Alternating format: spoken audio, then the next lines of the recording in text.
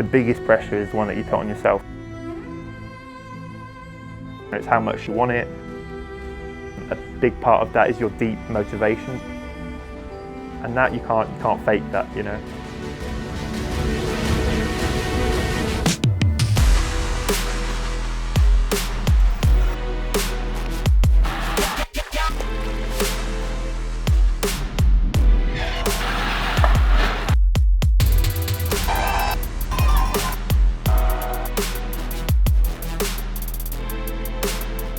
I want to show people that it's fucking hard, because yeah, otherwise everybody would do it, I guess.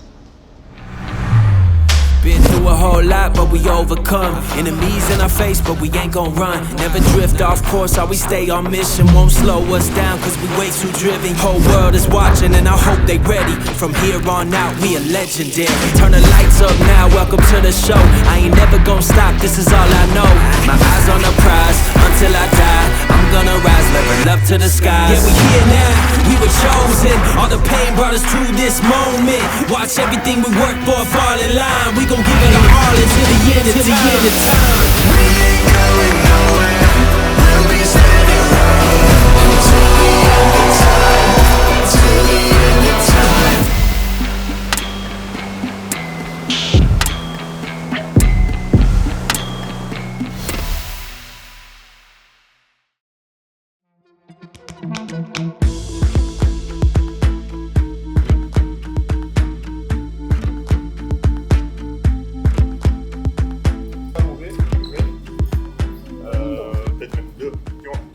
Wasn't the ideal prep. I made a decision to go to Singapore and just picked up COVID and came back here. So yeah, for a few days I was definitely off, and it's not the prep I'd envisioned like a year out from Nice. But like it would take something really special for me to win. So we'll see. But I know that on my day I'm amongst the best, if not the best. But whether I have my day or not is another question. So we'll see. For now, I'm just everybody focus on Magnus and Frodeno and Clement, and then yeah, just forget all about me.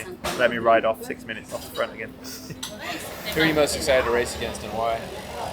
Definitely Jan. There's nobody I've wanted to beat more than him. Our paths haven't crossed that much, and I know I won't get another opportunity probably, or definitely not at World Championship level. So I think that's definitely some extra motivation, you know. There's literally nobody I want to beat more than that guy, and that's fuel to the fire for racing. And at the end of the day, I mean, I'm 24. I've got a faster time in Kona than all these guys by like 5 minutes, and like I've got all the sponsors in the world. Like I've done, like I'm happy, you know. I'm where I want, and I've got many years ahead of me to get better still. So I think the pressure should be on the guys who they know are coming towards the end of their career and got a few more shots at it, but no, I think I feel less pressure than them. Me and my family have been working towards this for like 20 years, you know. I've been doing the sport since I was 4, so yeah, it would just be a lifelong accomplishment, I guess. So when did Magnus sign your shoe?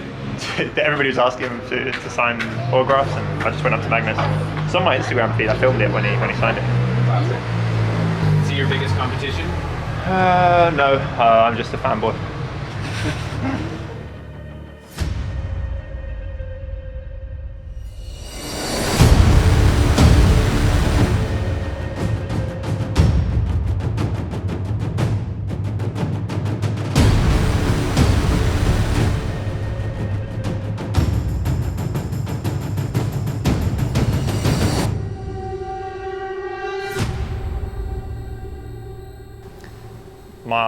My strategy was to break the others behind straight away, and I was swimming for like 15 minutes at the front and didn't see anybody, couldn't feel any feet, and I was thinking, this is great, I'm already away.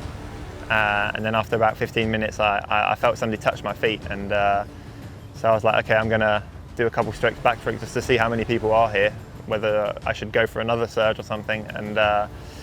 And then I noticed there was about 30 guys with me, and I saw Christian Blumenfeld's golden sleeve. Actually, that was the only tri-suit I spotted, and I was like, oh damn. I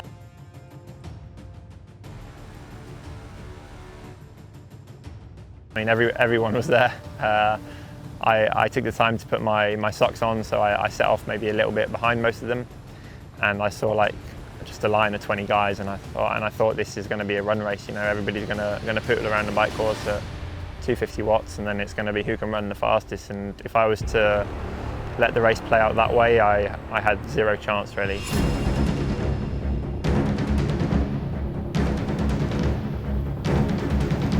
Yeah, just on the bike I felt better and better as the day went along. I thought maybe after Harvey everybody was saying that that's where you discover if you're a man or a boy, and yeah, I felt really good on the way back, and I just felt really smooth, and everything went well, and I kind of knew that I was in for a good run for me. I mean, not a 2:36, but I knew that I felt good and I hadn't lost the strength. Often the last hour of the bike is difficult to maintain the power, and this time I didn't feel that at all.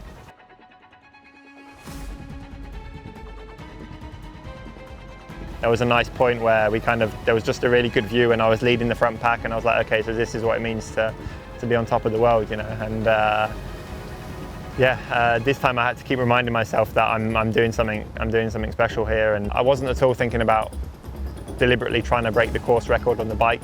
I just wanted to strategically have a very well-paced race, and I was on the upper limit of what I wanted to do power-wise on the bike, and yeah, I managed to hold it off, so which is great. I really wasn't thinking about the Norwegians at all. I didn't fade, which is it's the first marathon where I haven't faded. Normally I can kind of hold that pace until about 36, 37k, and then the wheels fall off. And it was, yeah, the best day to not blow up, I guess. I think definitely I had my nutrition dialed and the water, like my hydration dialed. And I think obviously you also feel, in French you say you feel like wings when you're obviously leading the World Championships. So I guess there's a bit of extra motivation there.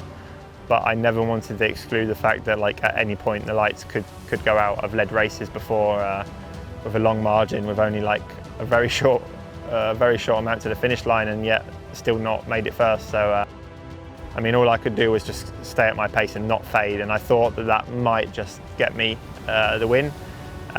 In my head I was kind of, if I can get to 10k to go with 2-minute lead, then I really feel I can get them.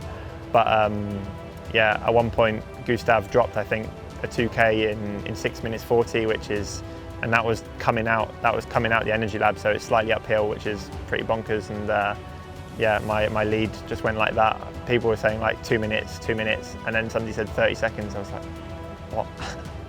People ask me like what he said, but there's no words really to describe that kind of feeling or the respect that we have between athletes. And I don't think words do exist for them kind of moments. They're so special because we know what we've put on the line to get to this level. And yeah, Gustav's an amazing guy, and if I was to lose to anybody, it would certainly be him. He's just a funny dude, and he's so genuine, you know. I really like him.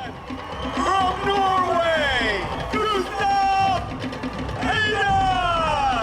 Sam Laidlow! Yeah, I mean, normally when I win a race or something or have a good result, I'm ecstatic, but like you can see like maybe the testosterone, you know, like here, yeah, I just broke into tears, and it was the first time my dad had broken into tears as well.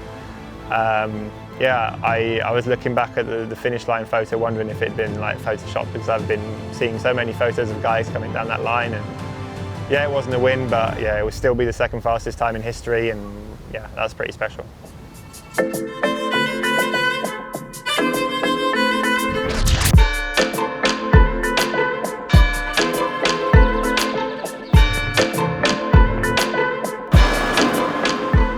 So I live in Amélie-les-Bains, which is a small town in the south of France, on the Mediterranean coast. The more I travel, the more I really like it here, to be honest, and yeah, I can't really see myself moving far away from here. So I don't know, there's something peaceful about being here.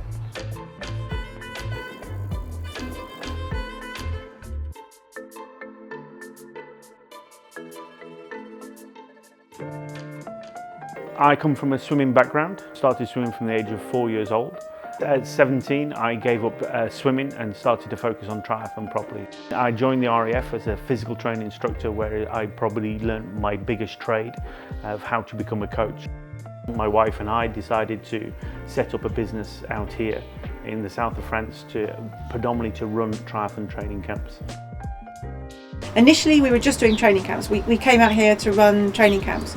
Not even really to cook for people much. We'd do a welcome meal and straight away people were like, oh no, like, can we have a meal tomorrow night? And then, so almost within a couple of weeks, we realised they love the whole experience. Yeah, pan round, look. I haven't got a beer in my hand. Yeah, coaching them, yeah. Just eating with us, training with us, being able to, have dinner and ask questions. That very immersive thing already became very much our thing, but always in our home.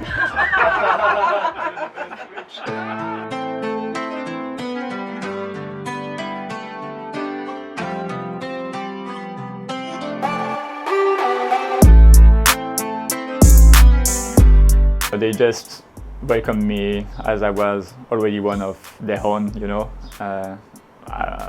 Already I felt like part of the family, but being here days after days, month after month, it made me really, I do feel like I'm a member of the family now. It's very great. Michelle and Richard, they are so great with me. Just like, they could be my parents. It's pretty much the same.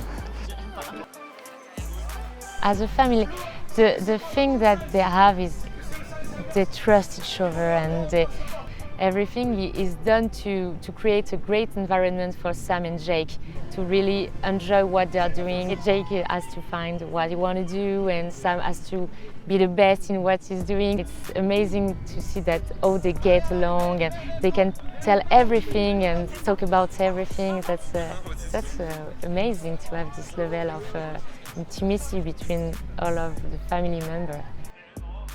From Sam I learned how to shut up and do it and not complain. The style of racing I would like is like Sam's, obviously, going from the gun in the front.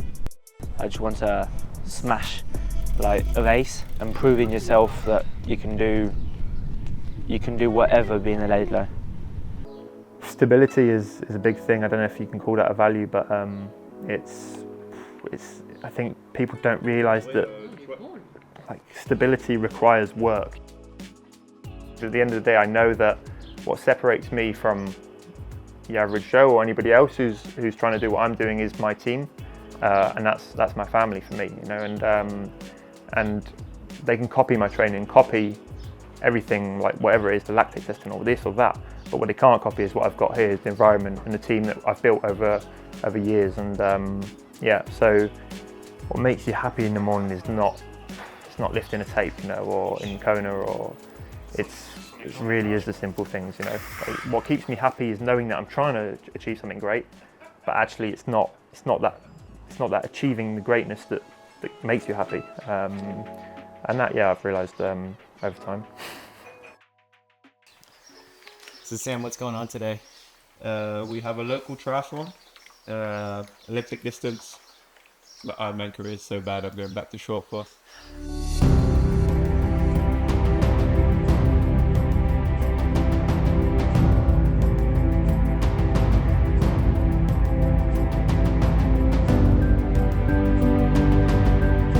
Sam Laidlow was for many people a big surprise in Kona last year. Thank you. That really put him very much on the stage around the world, but now he's living the challenge of that. We are getting ready for the 2023 VinFast IRONMAN World Championship in Nice, France, and the beautiful Ville de Nice.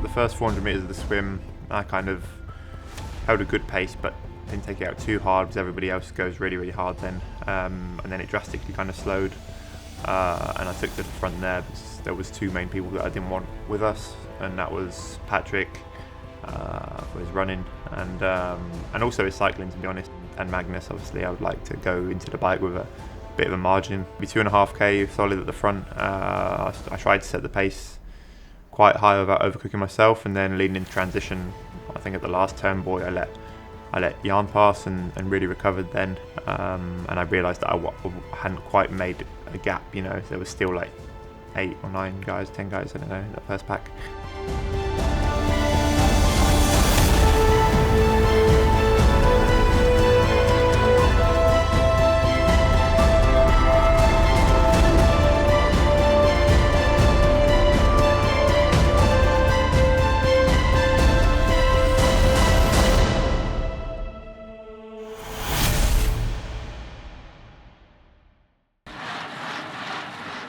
We had a pretty good sense that as soon as you hit that first climb, there were going to be some fireworks. There was like a 12% grade. Clement Mignon and Sam Laidlow kind of came through, and they just like took off. But it's all Clement Mignon right now from France, leading France's Sam Laidlow, second place in the 2022 VinFast IRONMAN World Championship. Yes, I know it was the perfect moment to be at 100% to do a gap.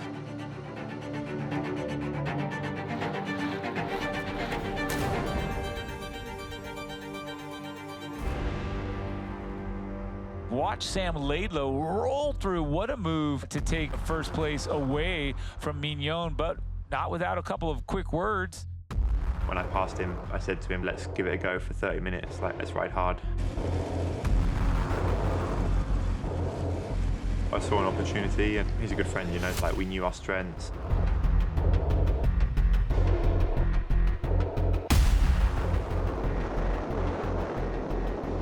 We figured that if I did the flats pretty much, and he did the descent, that would work well.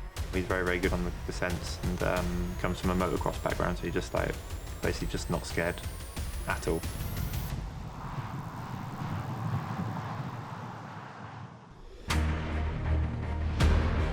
It's always motivating when you have 2 French guys leading the world champs, and especially when the French have never won it.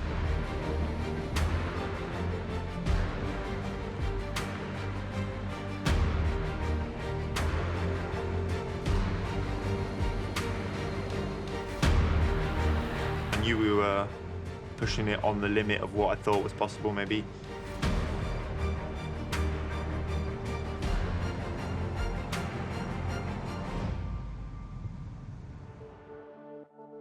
I was not good because no energy with any gels, so it was difficult. And Sam was it was very amazing because he continued on the same pace.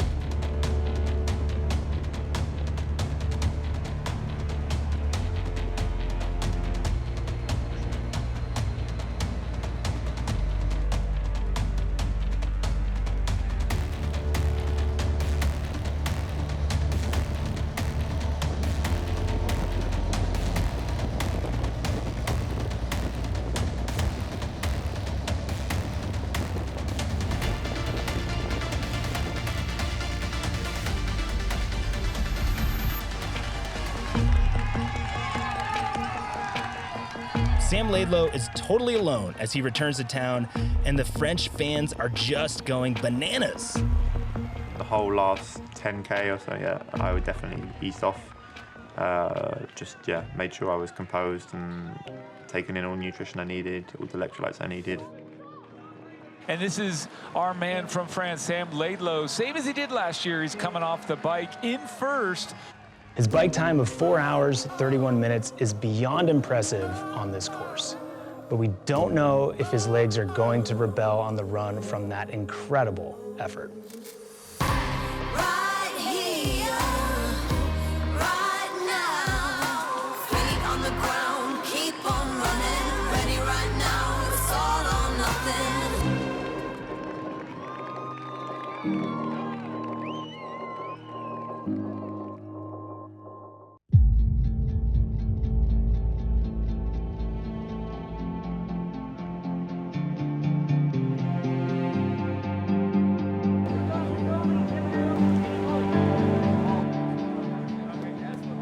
So this was the closest course I could get to Nice.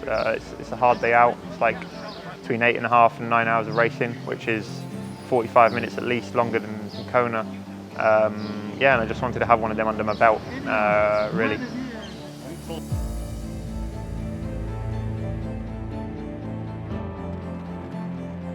Also, Sam's talked about doing Lanzarote for a number of years. It's not because it's a mythical race. It's quite good to come here and okay, yes, it's great. It's a good mirror course to Nice to see where we need to improve and push forward for the World Championships. I've got to a stage in my career where I feel I could win the races I want, and this year I want to build a winning streak and not lose any race. And I know it's a big statement, but I genuinely feel that it is possible, especially over the iron distance. I'm aware that I'm probably still not the best half Ironman athlete, so that's something I need to work on in the future. If I go to an Ironman, it really is because I believe I can win. It didn't used to be the same because I didn't used to have the financial freedom to go whichever races I want. Now I can really target a race and perform, and hopefully build a winning streak up. Yeah, so I'm looking forward to seeing how he actually performs against people like Cam and see where they actually are as well, and keep on top of what the other athletes are actually doing. Keep relaxed. Can't say.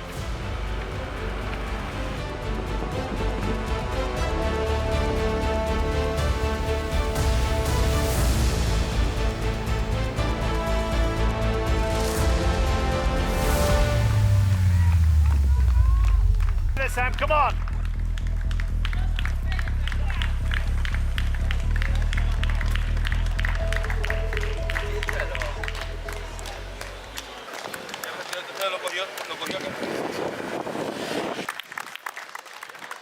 I walked for maybe 2K, if you can call it walking. And then I was like just really cold, even though it was 30 plus degrees.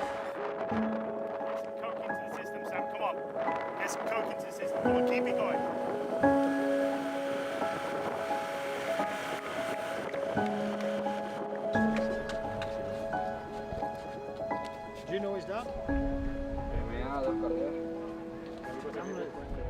Update? Yeah, absolutely. Yeah. So Sam's, just very, very cold, has no nutrition in him at all. We don't know, he just hasn't seemed to absorb the actual nutrition. So I've taken him back to his apartment and hopefully he's just resting there, catching up. Now Arthur is leading at the moment, so I'm trying to get to the finish to watch him come across the line.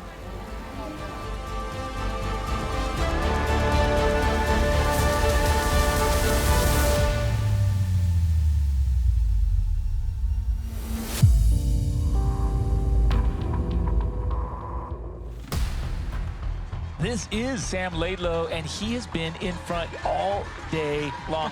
Starting the final lap of the run, Sam Laidlow has not only preserved his gap over his closest chasers, but he's grown it by 20 seconds. For me, the goal was just to not blow up. I mean, the way I race is always obviously I play my cards and swim hard, ride hard, and hope that they don't catch me up.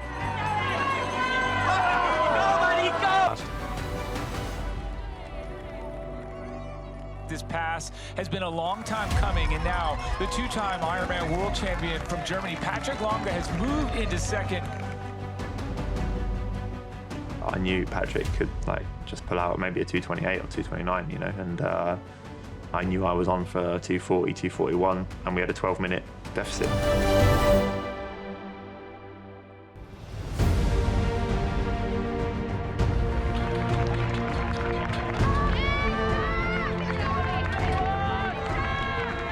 Closing in on the finish line, it starts to sink in for Sam Laidlow. And now Sam Laidlow is making the dream come true. His very first Ironman win is going to earn him the world title. And there it is, the celebration for this young man as he hits the carpet.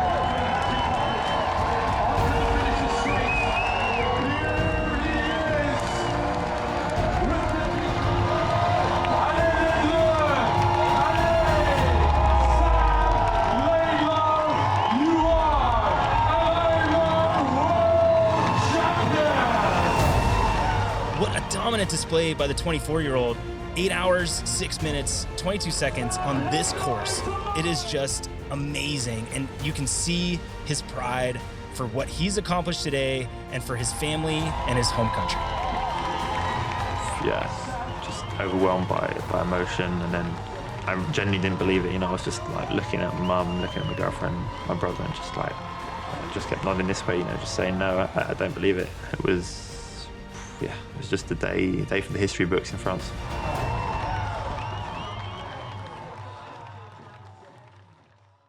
Yeah,